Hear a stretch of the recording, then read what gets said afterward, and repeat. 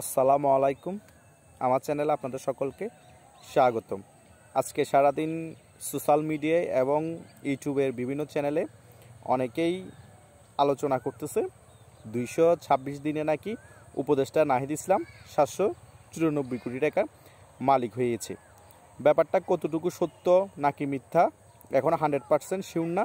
ব্যাপারটা যদি গুজবও হয় তবুও 794 কোটি টাকার কথা যখন আসতেছে, অতটুকু না হলো তার কাছাকাছি হলো সে অত টাকার মালিক হয়ে গিয়েছে। এবং সোশ্যাল মিডিয়ায় এও দেখতে পেলাম যে তার বাবা ঢাকায় কোথায় যেন 10 কোটি টাকা দিয়ে একটি বিল্ডিং কিনেছে। তার বাবা একজন মাস্টার ছিলেন। 10 কোটি টাকা তার বাবা কোথায় পেয়েছে?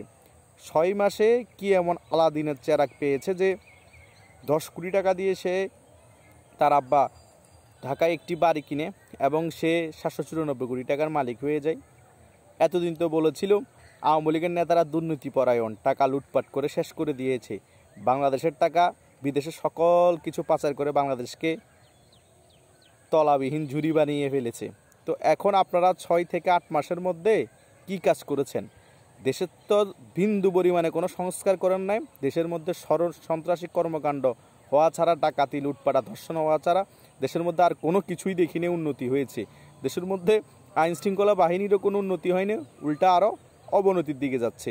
কোনো কিছু উন্নতি হয়নি। কিন্তু একটা জিনিসের উন্নতি হয়েছে, আপনাদের পকেটের, আপনাদের টাকা পয়সার। যেখানে আপনারা স্যান্ডেল পরে পরে রাস্তায় ঘুরতেন, এখন 55,000 60,000 টাকা জুতা পরে ঘুরেন। যেখানে 120 টাকা সেন্টিও গেঞ্জি পরতেন, এখানে 2,000 টাকা সেন্টিও গেঞ্জি পরেন। যেখানে 20 টাকা দামের ক্যাপ পরতেন, এখন এখানে 20,000 টাকা দামের ক্যাপ পরে ঘুরেন। হাতের মধ্যে 2 লাখ 2.5 লাখ টাকার মোবাইল নিয়ে ঘুরেন। এটাই আপনাদের উন্নতি হয়েছে, দেশের মানুষের উন্নতি হয়নি। আওয়ামী লীগের যারা নেতাকর্মী তারা 16 বছরের টাকা পাচার করেছে 10,000 কোটি টাকা। আর আপনারা যদি 6-8 মাসের মধ্যেই যদি কথার কথা 700-800 কোটি টাকার মালিক হয়ে যান, এখনও তো আপনারা ছাত্র, তাহলে 16 বছর ক্ষমতায় থাকলে আপনারা তো বাংলাদেশটাই বিক্রি করে দিতেন। আওয়ামী লীগের নেতারা তো আর বাংলাদেশ বিক্রি করে নাই, তাই তো? দুর্নীতি করে না এমন কোনো পৃথিবীতে ব্যক্তি নেই। সকল রাজনীতিবিদ দুর্নীতি করে, হয়তো কেউ কম, হয়তো কেউ বেশি। আওয়ামী লীগ তো দুর্নীতি করে নাই, কেউ অস্বীকার করবে না, সকলেই স্বীকার করে। এবং যারা অতিরিক্ত মাত্রায় দুর্নীতি করেছে সকলকে আইনের আওতায় আনা হোক, এটা আমরা এখনও বলছি, আগেও বলেছি। কিন্তু আপনারা যেসব দুর্নীতি করে যাচ্ছেন এগুলো এখনও প্রচার হচ্ছে, কিন্তু যখন আর ক্ষমতায় থাকবেন না, আপনাদের ডক্টর ইউনূস উপদেষ্টা থাকবে না, তখন আপনারা কি পরিমাণ টাকা হাতিয়ে নিয়েছেন, কি পরিমাণ দুর্নীতি করেছেন সকল কিছু জনগণ জানতে পারবে। তখন জনগণ আপনাদেরকে থুতু দিবে, আর জনগণ আফসোস করবে যে শেখ হাসিনা সরকারকে কেন পতন ঘটালাম আর এদেরকে কেন এই জায়গায় বসালাম উপদেষ্টা পরিষদে। এটার জন্য জনগণ এখনও খেসারত দিচ্ছে, এখনও আফসোস করতেছে, তখন আরও বেশি কষ্ট পাবে। এটাই হচ্ছে বাস্তবতা। বাঙালি হচ্ছে সুযোগের অভাবের সৎ। এরা এতদিন সুযোগ পায় নাই, সে কারণে টাকা মারতে পারে না। এখন সুযোগ পেয়েছে, আঙ্গুল ফুলে কলা গাছ হয়ে যাচ্ছে।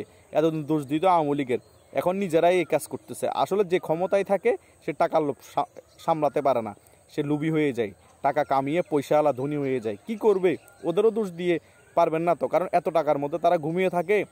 তারা তো আর টাকা ছাড়া রাতে স্বপ্ন কিছু দেখে না, শুধু টাকাই দেখে। সেই কারণে তারা ঘুষ বাণিজ্য, এখান থেকে কমিশন বাণিজ্য, টাকা বানাতেই হবে। আর নাহিদ তো একটা দলের প্রধান হবে, তো তাহলে তার টাকার প্রয়োজন আছে, সে তো টাকা হিউজ পরিমাণে লাগবেই, কারণ তার দল চালাতে হবে। আবার দল চালানোর জন্য বিভিন্ন জায়গার বিভিন্ন বড় বড় ব্যবসায়ী থেকেও চাঁদা আসবে তাদের দলটা পরিচালনা করার জন্য। আবার এদিক দিয়ে আসিফ মাহমুদ থেকে যাবে উপদেষ্টা পরিষদে, আবার মাহফুজ আলমকে উপদেষ্টা পরিষদে জয়েন করাবো। মানে একজন খেয়ে গেছে, আরও কয়েকটারে ঢুকাচ্ছে খাওয়ার জন্য। কত হচ্ছে, আমি খেয়ে খেয়ে বাইরে হবো, আবার নতুন করে তোমাদের একজনকে বসাই দিবে, তোমরা খেয়ে খেয়ে আবার বাইরে হবা, আবার দলটা পরিচালনা হবে। আবার এভাবে টাকা কামিয়ে কামিয়ে আমরা আবার প্রশাসনিক পাওয়ার ব্যবহার করে আমাদের রাজনৈতিক দলটাকে ক্ষমতায় নিয়ে আসবো, আরও খাবো আমরা, আমাদের তো বয়স আছে। এই খাওয়া খাওয়ির মধ্যেই থাকবা তোমরা। বাংলাদেশের মানুষের পুটকিলাল হয়ে যাবে, বাংলাদেশের মানুষ পোংটা মারা খাবে। বাংলাদেশের মানুষের পোংটা মারা খাওয়ার দরকার আছে। হুজুগে বাঙালি তো তারা ফ্রি ফায়ার দেখে দেখে, তারা পাবজি দেখে দেখে রাজপথের মধ্যে ফাইট করতেছে। শেখ হাসিনার পতন ঘটাবে, স্বৈরাচারের পতন ঘটাবে, ফ্যাসিস্টের পতন ঘটাবে। হাইরে বকসুদ, তোরা হচ্ছে অরিজিনাল বকসুদ। তোদেরকে বকসুদ বানায় ব্রেন ওয়াশ করে তারা মালটা কামাই যাচ্ছে, দেশের মধ্যে অরাজকতা সৃষ্টি করে তোদেরকে বড় এলাকাতে ধ্বংস করে দিছে। আর তোরা হুজুগেই রয়ে গেছিস, তোদেরকে বকসুদ বানাইছে, তোরা হচ্ছে নাম্বার 1 বল টিপ। ধন্যবাদ সকলকে।